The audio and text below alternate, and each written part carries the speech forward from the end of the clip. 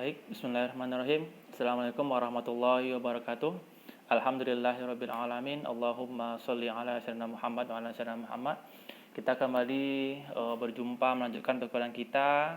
Pertemuan selanjutnya terkait dengan mata kuliah Hukum Tata Negara ya, atau perbandingan Hukum Tata Negara. Pada kesempatan kali ini kita akan membahas perbandingan terkait dengan sekarang kita masuk konteksnya adalah konteks negara Islam atau negara Madinah ya. Nah, kita sering mendengar dan sering mendapati juga bahwa Islam merupakan agama yang komprehensif. Artinya tidak hanya mengatur nilai-nilai terkait dengan ibadah, dengan muamalah saja, tapi juga masuk dalam hal siasah atau politik, termasuk di sini terkait dengan negara. Artinya Islam merupakan agama yang universal atau agama yang juga memberikan pengaruh, memberikan acuan, memberikan jalan, memberikan ilmu, pengetahuan tentang hidup bernegara. Dan hal ini bukan hanya teori tapi juga ini merupakan konsep, bahkan sudah dicontohkan langsung oleh Nabi Muhammad SAW dalam kehidupannya dulu waktu di Madinah. Nanti kawan-kawan bisa kembali baca tentang sejarah di Madinah ini dengan dalam buku-buku yang lebih banyak lagi, serta dengan tokoh-tokoh yang dapat dipercaya. Baik, pada awalnya Nabi Muhammad SAW merupakan seorang tokoh yang jujur, yang terpercaya, yang tinggal di Mekah, yang ada Ka'bah yang kita kenal pada hari ini tempat orang berhaji. Lalu beliau hijrah ke Madinah dan tentunya memiliki alasan tersendiri, serta memiliki kondisi geografis juga, serta kondisi sosial juga berbeda, sehingga beliau harus hijrah atau berpindah dari Mekah ke Madinah. Nah, dalam konteks inilah nanti beliau bersama para sahabat Nabi Muhammad SAW mendirikan negara Madinah di Madinah ketika itu. Jadi Nabi Muhammad SAW merupakan berpindah atau hijrah dari negerinya, dari Makkah ke Madinah, tempat nanti dia akan menjadi kepala negara sana. Nah, baik, yang unik di sini adalah bahwa Nabi Muhammad SAW di samping sebagai seorang rasul, seorang nabi yang menerima wahyu, beliau juga merupakan seorang kepala negara yang sekaligus memberikan acuan, memberikan jawaban, dan memberikan konsep bagi bagaimana baiknya suatu negara tersebut. Nah, jadi Nabi Muhammad SAW tersebut juga memberikan kepada masyarakatnya hak, yaitu mereka tetap Nabi izinkan untuk bermusyawarah. Nah, jadi konsep musyawarah yang diberikan oleh Islam itu sudah lama ada. Jadi sistem demokrasi itu yang baru-baru ini atau yang sejak abad 18 masih viral atau terkenal, itu sudah lama Islam jadikan di antara musyawarah sudah ada. Nah, jadi Islam merupakan konsep awal yang memberikan pengaruh yang kuat terhadap pengakuan adanya musyawarah. Nah, uniknya di sini bahwa Nabi Muhammad SAW mendirikan negeri Madinah tersebut bukan dengan kekuasaan, tapi dengan cara mempersaudarakan. Jadi Nabi mempersaudarakan sahabat-sahabat Nabi yang hijrah bersama Nabi dari Makkah ke Madinah bersama para penduduk asli orang Madinah. Jadi mempersaudarakan mereka menjadi layaknya persaudaraan utuh seperti yang kita ketahui pada hari ini, atau disebut juga dengan mu'akkah. Atau mu'akkah itu merupakan mempersaudarakan antara kaum muhajirin atau orang yang hijrah dari Makkah ke Madinah tadi dengan kaum Ansor, yaitu orang asli penduduk Madinah. Nah, banyak kalangan ahli menilai bahwa yang dilakukan oleh Nabi ini merupakan satu-satunya yang dapat dikatakan pemahaman atau konsep atau corak yang modern di zaman itu. Jadi kalau kita ukur di zaman itu, ini mustahil dilakukan hal seperti ini. Karena di zaman itu memang kekuasaan Romawi, Persia, imperium besar-besar itu yang sedikit pun memiliki, yang tidak sedikit pun punya toleransi atau kuatnya pengaruh kekuasaan kepada rakyatnya, sehingga rakyat tersebut tidak akan sulit untuk diberikan peluang untuk bermusyawarah atau berbicara. Nah, saya mengutip di sini Munawir Sazali ya. Apa beliau katakan? Beliau mengatakan bahwa Piagam Madinah tersebut atau makna Carta yang Madinah itu merupakan piagam yang modern atau piagam yang terkemuka di zamannya, dan bahkan piagam itu layak untuk disandingkan di zaman hari ini karena sakingnya modernnya piagam tersebut. Di antara isinya menurut Muhammad Sazali ini adalah yang pertama, menekankan pada persatuan. Artinya umat Islam itu bersatu, tidak membedakan ras, golongan, suku atau apapun. Nah, konsep persatuan ini merupakan konsep yang sudah awal dibangun oleh Nabi di zamannya, yang sebetulnya zaman ini itu aneh konsep ini. Jadi zaman Nabi itu konsep persatuan ini, persamaan ras, persamaan suku, persamaan agama itu satu yang aneh karena tidak mungkin. Karena bagi mereka strata sosial itu berbeda. Orang kaya, orang suku ini itu tidak sama, berbeda, dan itu tak mungkin disatukan.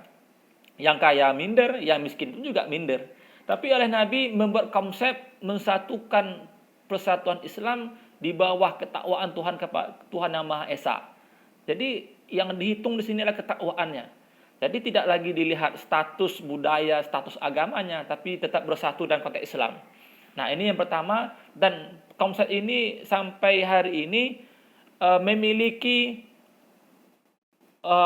korelasi atau memiliki efek yang besar. Artinya di dunia hari ini memiliki konsep yang sama, yaitu konsep persatuan. Yang kedua menurut beliau adalah adanya hubungan internal dan eksternal dengan non-muslim. Artinya di zaman Nabi itu juga ada non-muslim. Jadi kita harus tahu juga bahwa di zaman Nabi itu juga ada hidup orang Yahudi, Nasrani dan lain sebagainya. Tapi mereka bersatu dalam sebuah daulah, dalam sebuah negara. Kapan mereka itu bersatunya? Kapan mereka itu berfungsinya? Yaitu ketika nanti jika seandainya ada kelompok, ada orang-orang yang menyerang negeri Madinah itu dari luar atau dari dalam, maka mereka harus bersatu untuk menghilangkan kelompok ini. Maka dengan adanya konsep ini, maka terbantahkanlah teori yang hari ini, opini yang hari ini viral, yaitu Islam adalah agama yang intolerir. Tapi rupanya sejarah membuktikan kepada kita bahwa Islam adalah negara toleransi yang sungguh agung. Artinya Islam bahkan bekerja sama dengan penduduknya yang justru mereka sebagai kuasanya, orang Islam kuasanya, tapi mereka tetap mengamankan yang bukan seagama dengannya. Bahkan mengajak bersatu untuk saling menjaga negara.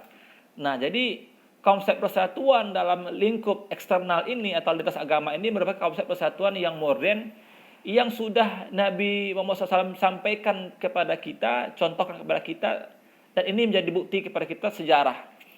Nah, lalu yang kedua adalah menurut beliau Nabi juga mensamaratakan hukuman. Jadi Nabi mendirikan pengadilan, menunjuk atau memberikan amanah kepada sahabat-sahabatnya membuat pengadilan itu sama. Artinya kalau seandainya muslim salah dihukum, dan juga jika seandainya non muslim salah juga dihukum. Nah, jadi seperti itu kata Munawir Sazali. Lanjut, di negara baru Madinah tersebut, Nabi juga membuat piagam makna carta, dan piagam ini sudah dikaji oleh para ahli, dan juga sebenarnya Madinah itu sudah menjadi negara utuh.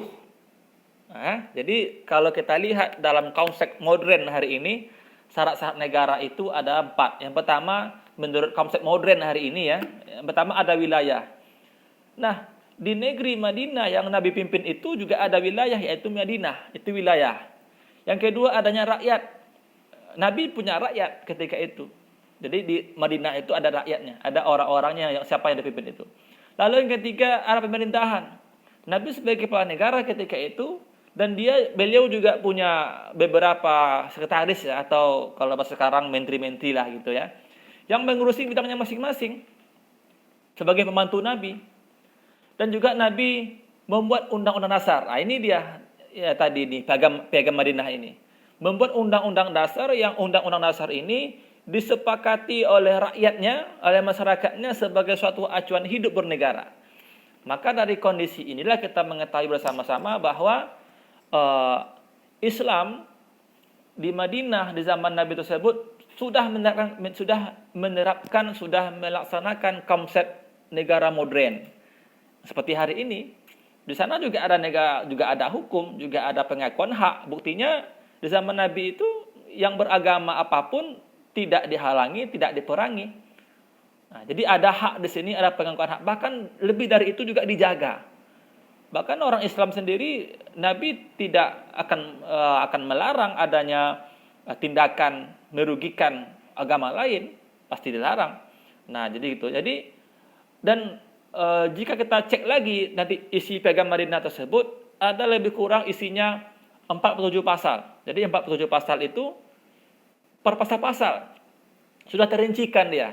Nah, ini lagi-lagi sampaikan kepada kita bahwa Nabi tersebut sudah memiliki teori tentang kenegaraan yang maju.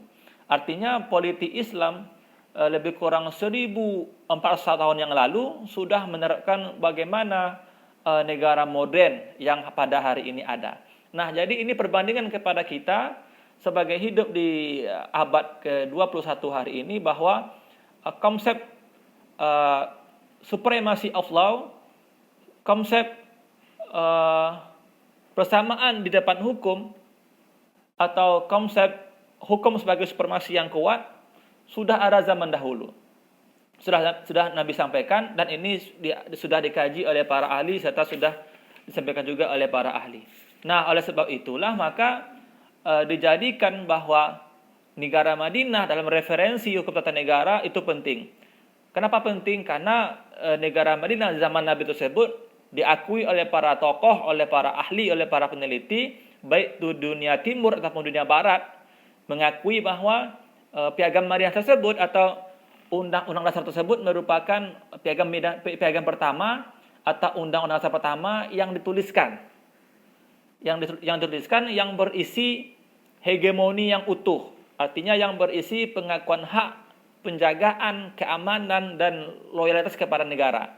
Nah, jadi inilah yang merupakan piagam Madinah yang pernah ada di zaman Nabi SAW, serta yang utuh berdirinya, serta yang menjaga semua kalangan. Nah, terakhir kami sampaikan juga bahwa bahwa negara Madinah ini itu bukan berarti dia otoriter. Karena tidak ada sejarah menyebutkan Nabi otoriter. Nabi bahkan membentuk pengadilan, bahkan menunjuk sahabat-sahabatnya untuk membuat sesuatu yang dapat dijadikan sebagai hubungan penerus antara pemerintahan dengan rakyatnya. Bahkan di sisi lain, yang hari ini kita dengar bagaimana hubungan negara Madinah itu dengan negara lain. Nah, itu ternyata Nabi sudah membuat. Artinya Nabi sudah mengutus duta.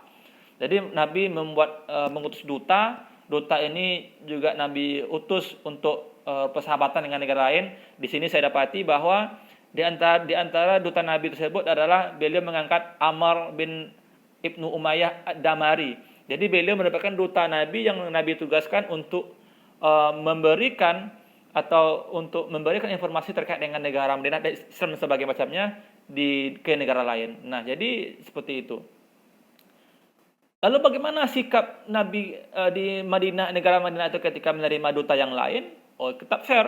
Bahwa di sini juga dicatat bahwa Wahsy yang merupakan duta Quraisy atau juru bicara Quraisy atau yang datang ke Madinah, Nabi tetap welcome, tidak terima, meskipun ketika itu ada konflik yang besar antara Nabi dengan duta yang lain. Artinya negara Madinah ketika itu memberikan kekebalan diplomatik kepada para duta yang datang ke negaranya, sehingga mereka terjaga secara politik dan secara keamanan. Artinya Nabi sudah jauh-jauh hari memberikan kepada kita contoh terkait dengan kedutaan, serta terkait dengan perlindungan hak diplomatik, serta yang lebih hebatnya lagi bahwa di zaman tersebut sudah terdapat atau sudah dicetuskan sebuah kesepakatan dasar dalam hidup bernegara, yaitu Piagam Madinah atau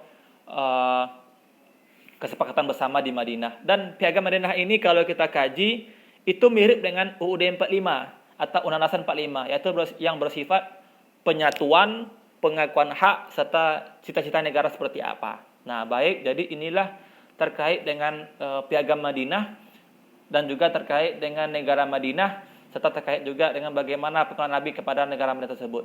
Jadi nanti kalian bisa membaca lebih lanjut lagi terkait dengan negara Madinah ini, bisa baca di buku-buku atau di jurnal atau di apapun itu sebagai penambah referensi kita pada pertemuan yang akan datang. Baik, demikianlah kuliah kita pada sesi kali ini. Saya ucapkan terima kasih. Saya minta maaf kalau ada khilaf dan salah. Saya akhiri dengan assalamualaikum warahmatullahi wabarakatuh.